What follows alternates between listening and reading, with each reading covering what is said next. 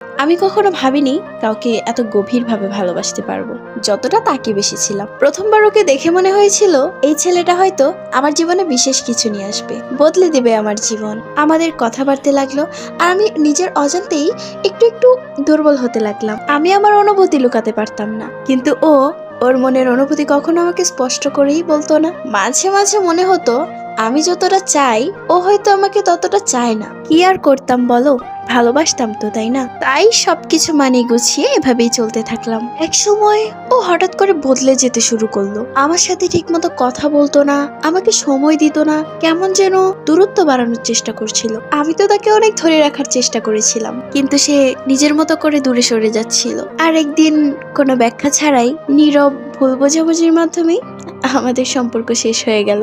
আমাদের সম্পর্কটা বেশি দিনের ছিল না, তবে আফসোস এই সম্পর্ক বিচ্ছেদের কারণটা আমি আজও জানতে পারিনি।